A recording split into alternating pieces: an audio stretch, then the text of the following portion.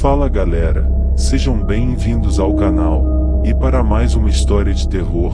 Se gosta desse tipo de conteúdo, não deixe de se inscrever no canal e deixar aquele like e ativar o sininho para receber notificações de novas histórias. Então bora para mais uma. Festim no cemitério.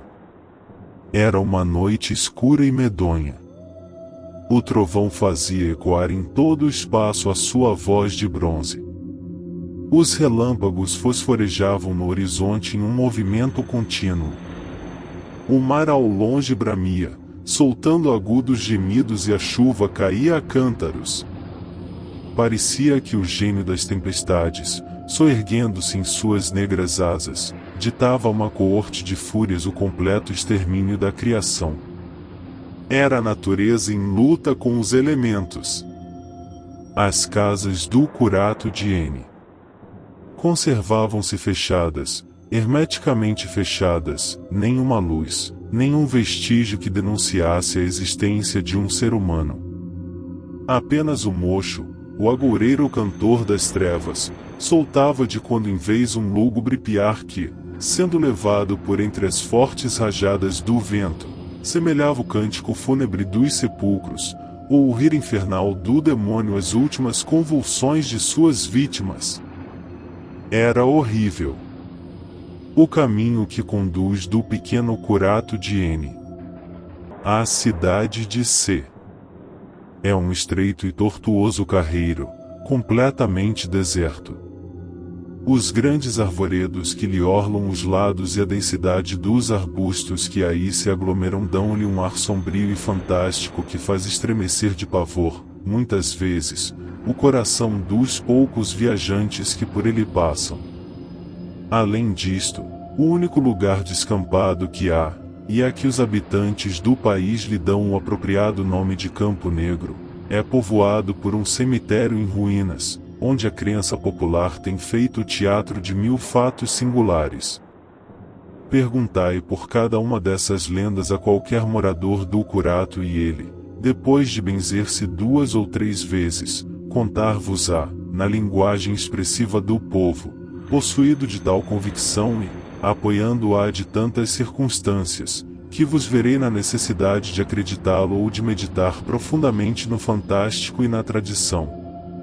Nenhum deles, ainda mesmo que lhe prometais os tesouros de Monte Cristo, se animará a transpor de noite, principalmente, na de sexta-feira, a distância que separa o Curato da cidade. Preferem fazer um caminho muito mais longo a passarem pelo Campo Negro.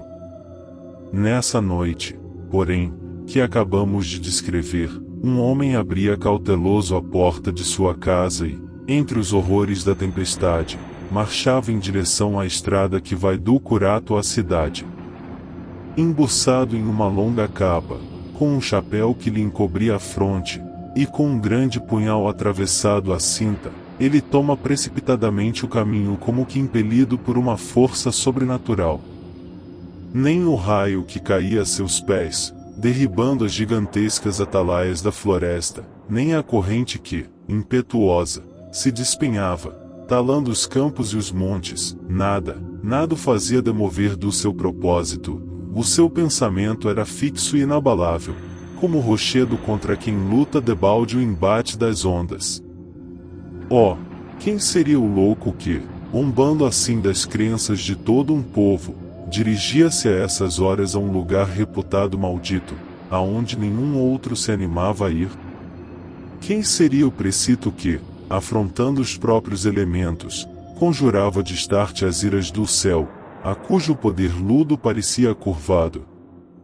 Maurício, assim se chamava o nosso desconhecido, era um mancebo de temperatura ardente e caráter fogoso, que tinha aprendido um pouco de latim com o cura, e que, com o vinho das orgias, tinha igualmente bebido o gelo da descrença.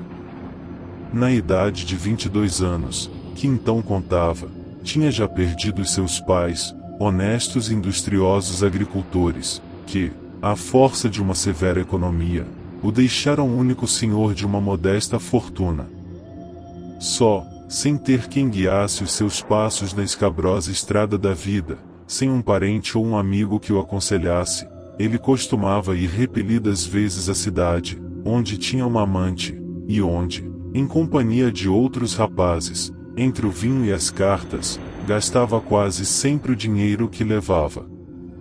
Sem participar das crenças dos seus patrícios, a quem chamava supersticiosos e visionários, encarando as coisas debaixo de um prisma todo diferente, Maurício passava sempre a qualquer hora por esse caminho, que vai do curado à cidade, com a maior indiferença possível.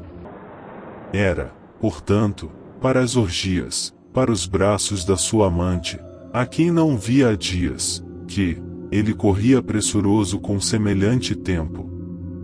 Mas, dessa vez, a sua curiosidade foi seriamente despertada, quando, ao chegar pequena distância do Campo Negro, ouviu como que umas vozes que partiam do cemitério. A princípio, quis ele atribuir isso ao ciciar do vento na folhagem das árvores, porém, ao passo que mais se aproximava, mais distintas se tornavam essas vozes, já não era, pois, uma aparência, uma quimera, e era uma realidade. Maurício, tão veloz como o pensamento, e com o punhal na destra, galga em 2 pulos a distância que o separa do cemitério, franqueia as paredes desmoronadas e salta dentro.